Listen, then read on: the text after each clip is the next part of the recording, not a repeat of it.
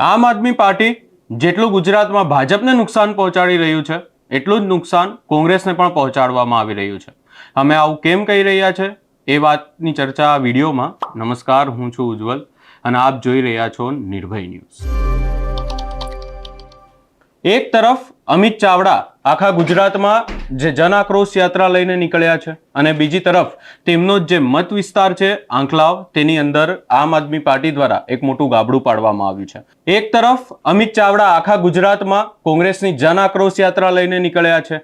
આખી બાબતોને લઈ અને અનેક ચર્ચાઓ પણ થઈ રહી છે, પરંતુ હવે તેમના જ વિસ્તાર આંકલાવના જ લોકો, તેમના જ લોકો એટલે કે એમના જે નજીકના લોકો છે આમ આદમી પાર્ટીમાં જોડાઈ રહ્યા છે. આંકલાવ જિલ્લાના કોંગ્રેસ તથા કરણી સેનાના આગેવાન સંજયસિંહ રાજ આપમાં જોડાયા છે. વધુમાં આ આખી બાબતને લઈ અને આમ આદમી પાર્ટીના ગુજરાતના પ્રમુખ ઈસુદાન ગઢવી દ્વારા શું કહેવામાં આવ્યું, સૌપ્રથમ એ સાંભળી લઈએ. કે આમ આદમી પાર્ટીની અત્યારે એટલી ગુજરાતમાં લોકપ્રિયતા વધી છે. માનનીય અરવિંદ કેજરીવાલજી કામની રાજનીતિથી પ્રેરાઈને દરરોજ મજબૂત લોકો જોડાઈ રહ્યા છે. આજે મને હર્ષ સાથે આનંદ થાય છે કે આણંદના આંકલાવ વિધાનસભા મત વિસ્તારમાં રહેતા અને સામાજિક આગેવાન, કોંગ્રેસ સાથે વર્ષોથી જોડાયેલા સંજયસિંહ રાજ, જે કરણી સેના સાથે પણ એ જોડાઈ ચૂક્યા છે. તેઓ આખા ગુજરાતના કરણી સેનાના પ્રમુખ પણ, પ્રવક્તા પણ રહી ચૂક્યા છે.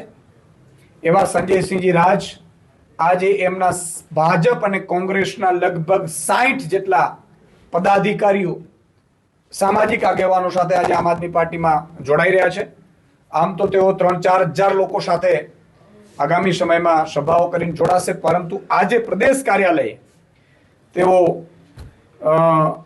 આમ આદમી પાર્ટી અને એની વિચારધારાથી જોડાઈ રહ્યા છે, જે મને ખૂબ આનંદ છે. આણંદ જિલ્લામાં અમારા આણંદ જિલ્લા પ્રમુખ વિજયભાઈની આગેવાનીમાં આજે તેઓ ખૂબ મજબૂત ટીમ સાથે આમ આદમીમાં જોડાઈ રહ્યા છું. એમનો આવકાર કરીશ ખેસ પહેરાવીને. તો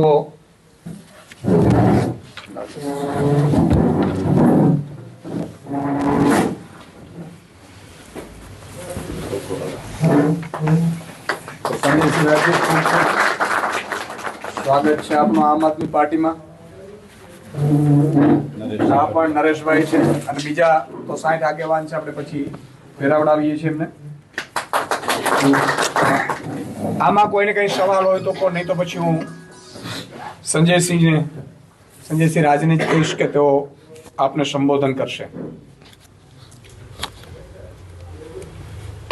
આજે આમ આદમી પાર્ટી કાર્યાલય અમદાવાદ ખાતે આમ આદમી પાર્ટીના રાષ્ટ્રીય સંયોજક માનનીય અરવિંદ કેજરીવાલજીની સ્વચ્છ રાજનીતિ, લોકો માટેની રાજનીતિ, ગરીબ લોકો માટેની રાજનીતિ પ્રેરાય અને માનનીય ગુજરાત પ્રદેશ પ્રમુખ માનનીય ઈસુદાનભાઈ ગઢવીના સાનિધ્યમાં એમની વાતોથી, એમના કામથી લોકો માટેની જે લડત છે એ મજબૂતાઈ લડતને જોઈ અને આજે કોંગ્રેસ પાર્ટીને છોડી, એ ભારતીય જનતા પાર્ટીના પ્રલોભનોને છોડી અને આજે હું આમ આદમી પાર્ટી જોઈન કરું છું. એક સામાજિક આગેવાન રહી ચૂક્યો છું. શ્રી ક્ષત્રિય કરણી સેના પરિવારનો ગુજરાત પ્રદેશ પ્રવક્તા પણ છું. કોંગ્રેસ પાર્ટીમાં પણ પ્રવક્તા તરીકેની ફરજ અદા કરી છે. અને જ્યારે ફરજ અદા કરી, જે હોદ્દા પર હતો એ હોદ્દાને ખૂબ મજબૂતાઈથી એડી ચોટીનું જોર લગાવી અને પાર્ટી માટે કામ કર્યું. પરંતુ ક્યાંક મને એવું લાગ્યું કે આંતરિક જૂથવાદના કારણે આ લોકોનો, યુવાનોનો અવાજ દબાવી દેવામાં આવે છે. એવું અંદરથી એવું લાગે છે કે કદાચ કોંગ્રેસ પાર્ટી એ ભારતીય જનતા પાર્ટીના ઈશારે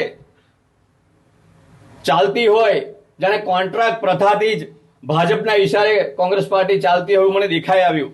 અને આંતરિક નાના જે એમના આગેવાનો છે, એમના જૂથવાદના કારણે આજે હું આમ આદમી પાર્ટી માનનીય ઈસુદાનભાઈ ગઢવી સાહેબના હાથે આજે કેસ ધારણ કરું છું. હર્ષની લાગણી અનુભવું છું. મારા આણંદ જિલ્લાની વાત કરું, આંકલાવ તાલુકાની વાત કરું તો એ આંકલાવ તાલુકો જેને ચરોતર કહેવાય, જેમાં ખેતીવાડી પાકે, હજારો યુવાનો કેટલાય વર્ષોથી સાહેબ જીઆઈડીસી ની માંગ માટે લડી રહ્યા છે. 50-50, 70-70 કિલોમીટર સુધી જીઆઈડીસી કામ કરવા માટે બીજે જવું પડે. તાળ હોય, તડકો હોય અને એમાંય વળી હમણાં જ ગંભીરા બ્રિજની એક દુર્ઘટના ઘટી. એ ગંભીરા બ્રિજ તો તૂટ્યો, પરંતુ કેટલાય લોકોના સપનાઓ તૂટ્યા, કેટલાય મા બાપની આશાઓ તૂટી. મારે એ કહેવું છે કે આ રોડ પરના ખાડા તો કદાચ એ લોકો પૂરી દેશે, પણ કોઈકના જીવનમાં પડેલા ખાડાની જે ખોટ છે એ કોણ પૂરશે, કોણ સમજશે એ વેદનાઓ? એ હજારો યુવાનો આજે સાહેબ 70 કિલોમીટર ફરી અને જાય છે.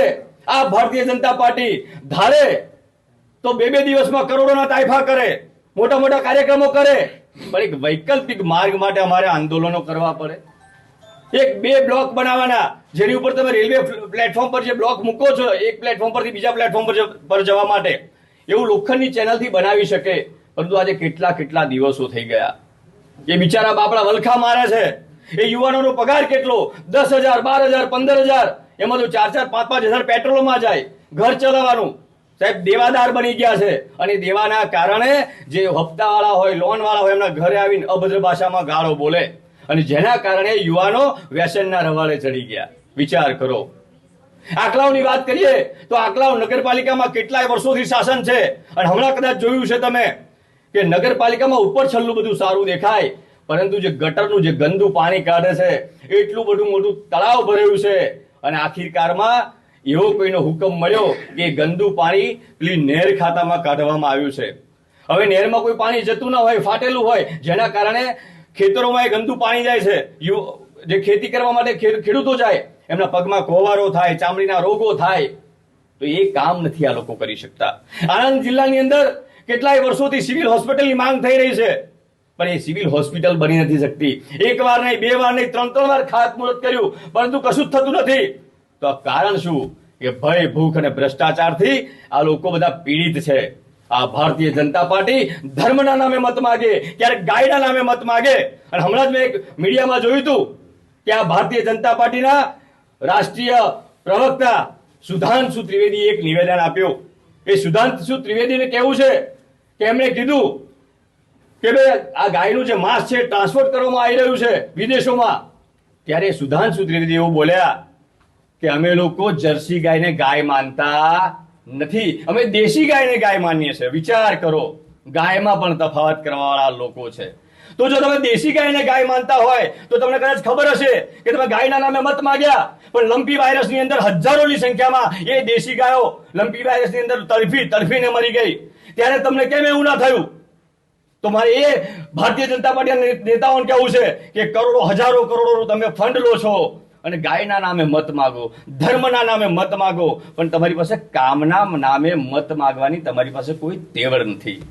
સ્વચ્છ છબી ધરાવતી, કામની રાજનીતિ કરતી, ગરીબ લોકોનો અવાજ ઉઠાવતી, મધ્યમ પરિવારનો અવાજ ઉઠાવતી એ આમ આદમી પાર્ટી, એને આવનારા સમયમાં ભવ્ય વિજય મળવાનો છે. અને આજે અહીંયા ટેબલ પર કહું છું કે 2027માં માનનીય ઈશુદાન ગઢવી સાહેબના નેતૃત્વમાં ઉપરના જે પણ શિષ્ટ નેતૃત્વ છે એ બધાય નેતૃત્વમાં 27માં આમ આદમી પાર્ટીની સરકાર બનવાની છે. અને આવનારા સમયમાં આ તાલુકા પંચાયત અને જિલ્લા પંચાયતમાં સમગ્ર આણંદ જિલ્લો અને સમગ્ર મધ્ય ગુજરાતની અંદર દરેક સીટ પર હજારોની સંખ્યામાં ઉતારવાની જવાબદારી પણ લઉં છું. હજારોની સંખ્યામાં મધ્ય ગુજરાતના 9 જિલ્લામાંથી ઘણા બધા સામાજિક આગેવાનો, સર્વ સમાજના યુવાનો, લડાયક યુવાનો બધા જ મેદાનમાં ઉતરશે. કારણ કે હવે રાજનીતિ કઈ છે? યુવાનોની રાજનીતિ છે. યુવાઓ આગળ આવશે અને આપના નેતૃત્વમાં અમને સ્થાન મળે, મજબૂતાઈથી જવાબ આપીએ અને ખોખલો વિરોધ નહીં, ભેળસેળીયો વિરોધ નહીં, મજબૂતાઈથી ગમે તે હોય આંખોમાંથી આંખો નાખી અને એમને જવાબ આપવા માટે અમે લોકો તૈયાર છે. ત્યારે આપ સૌને કેવું છે કે એ કોરોના કાળ ગયો, એ કોરોના કાળમાં ઓક્સિજન માટે લાઈન લાગી, સ્મશાનમાં લાઈન લાગી, દવાખાનામાં લાઈન લાગી, પરંતુ આ લોકો સારી હોસ્પિટલ ના બનાવી શક્યા. એ મોરબીમાં ઝૂલતો બ્રિજ તૂટી પડ્યો, 140 થી પણ વધારે લોકો મૃત્યુ થયા, પણ એમને બચાવ કામગીરી કરવા માટે જ્યારે મોકલવામાં આવ્યા ત્યારે બસમાં બધા ગયા. જે બચાવ કામગીરી, જે રાહત કર્મીઓ હોય એમને બસમાં મોકલવામાં આવ્યા, અને જે ફોટોગ્રાફી કરવાવાળા જે નેતાઓ છે એ હેલિકોપ્ટરમાં જોવા ગયા. હવે તમે વિચાર કરો, પહેલા જો હેલિકોપ્ટર રાહત કર્મીઓને આપ્યું હોત તો કેટલા લોકોનો જીવ બચ્યો હોત. બરોડાની અંદર પેલા નાના બાળકો એ પેલા બોટકાંડ થયો, બોટમાં ગયા. હવે એ નરેન્દ્ર મોદીજી જે દરિયા કિનારે ફરવા જાય, સીન સપાટા કરવા જાય, પગની પાણી ના પલળે, એ પગની પાણી ના પલળે એટલામાં એ દરિયા કિનારે જાય તો એમને પહેરવા માટે મોદીજીને જેકેટ છે, પરંતુ એ નાના નાના બાળકો વડોદરાની અંદર બોટકાંડમાં મૃત્યુ પામ્યા. જો કદાચ એમને જેકેટ પહેરાવ્યા હોત તો એમનું મૃત્યુ ના થયું હોત. એ સુરતની અંદર તક્ષશિલા કાંડ થયો, 4 માળની સીડી ના બનાવી શક્યા, રીંગણાનું જાણે ભરતું થતું હોય એવા છોકરાઓનો ઓળો થઈ ગયો, બળીને ખાક થઈ ગયા. કદાચ એ મા બાપના કદાચ એક દીકરો હશે, એક દીકરી હશે, તો વિચાર કરો કે એ સુરતમાં એ બાળકોને મા બાપ પર શું ગુજરી હશે. આજ મોદીજી જે 2 કરોડ રોજગારી આપવાની વાત કરતા હતા, રોજગારી આપી તો ના શક્યા, પરંતુ રોજગારી છીનવી લીધી આ લોકોએ. વધુ ન કહેતા ચોક્કસપણે આપ મીડિયા કર્મી જે મિત્રો છો, આ લોકશાહીનો ચોથો આધાર સ્તંભ ગણાય એ આપ છો. આપ જે બતાવો એ જ દુનિયા જોવાની છે, એ જ લોકો જોવાના છે. તો સૌ પ્રથમ તો આ મીડિયા કર્મી મિત્રોને પણ મારા સંજયસિંહ રાજના નતમસ્તક હું વંદન કરું છું અને ગુજરાતની સમગ્ર મીડિયાનો ખૂબ ખૂબ આભાર વ્યક્ત કરું છું. આપનો આ સહયોગ, આ સાથ આવનારા સમયમાં યુવાનોને જોશ પૂરો પાડશે, તાકાત પૂરી પાડશે અને આ ગરીબ અને મધ્યમ પરિવારને એક આશાઓનું કિરણ જો કદાચ હોય તો એ આશાઓનું કિરણ છે આમ આદમી પાર્ટી, માનનીય અરવિંદ કેજરીવાલજી અને માનનીય પ્રમુખ શ્રી ઈશુદાનભાઈ ગઢવી અને શિસ્ત નેતૃત્વ માનનીય ગોપાલભાઈ ઇટાલિયા હોય, ચિત્રભાઈ વસાવા હોય, જે પણ માનનીય દુર્ગેશ પાઠકજી છે, ગોપાલ રાયજી છે, આ બધાના નેતૃત્વમાં અમે સફળ રીતે લડવા માંગીએ છીએ. અને આવનારા સમયમાં સમગ્ર મધ્ય ગુજરાતની અંદર સાહેબ એક બાંહેધરી આપું છું કે હજારોની સંખ્યામાં યુવાનો જોડાશે અને એ પાછા કેવા સભાઓ કરીને નહીં, technically booth wise, page wise અમારી પાસે ટીમ આવશે અને મજબૂતાઈથી આપ બધાને જવાબ આપીશું, જડબાતોડ જવાબ આપીશું અને આવનારા સમયમાં ક્રાંતિકારી લડત લડવા માટે આપ સબ સમક્ષ હું મદદ કરવા માટે આહવાન કરું છું. ફરી એકવાર માનનીય ઈશુદાનભાઈ ગઢવી સાહેબનો તહે દિલથી ખૂબ ખૂબ આભાર વ્યક્ત કરું છું અને ફરી એકવાર ભારત માતા કી જય. જય હિન્દ, જય ભારત. આપનો કઈ સવાલ હોય તો ઠીક છે, નહીં તો પછી જોઈનિંગ કરી લઈએ. આવનારા સમયમાં આપ શેખાવત જોડાઈ શકે એવી સંભાવનાઓ ખરી? જો કરણી સેનાના માધ્યમથી અમે એમને સાથે છીએ. રાજસિંહ શેખાવતજી એક અમારા મજબૂત નેતા છે, મજબૂત આગેવાન છે સમાજના અને લડાયક યોદ્ધા છે. એમના માટે સર્વધર્મ સર્વ સમાજ અને જ્યાં જ્યાં બેન બેટી દીકરીનો ક્યાંક અત્યાચાર થાય, સર્વ ધર્મની વાત કરીને નીકળ્યા છે.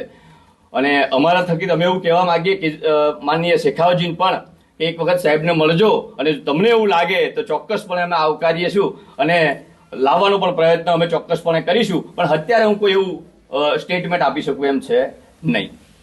ગુજરાતમાં જો આમ આદમી પાર્ટીની વાત કરવામાં આવે તો આમ આદમી પાર્ટી દ્વારા હાલ આખા ગુજરાતમાં જન જોડો યાત્રા ચલાવવામાં આવી રહી છે, અભિયાન ચલાવવામાં આવી રહ્યું છે અને તેમના જે નેતાઓ છે એ પછી ગોપાલ ઇટાલિયા હોય કે પછી ચેતર વસાવા, આ તમામ નેતાઓ ભાજપ અને કોંગ્રેસમાંથી આમ આદમી પાર્ટીમાં લોકોને જોડી રહ્યા છે. આ ક્યાંક ને ક્યાંક એક ટ્રેન્ડ પણ ચાલી રહ્યો છે.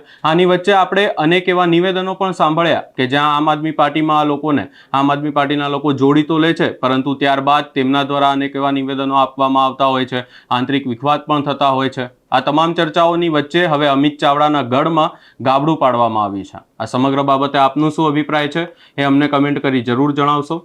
અમારી ચેનલ નિર્ભય ન્યૂઝને લાઇક, શેર, સબસ્ક્રાઇબ કરવાનું ભૂલશો નહીં.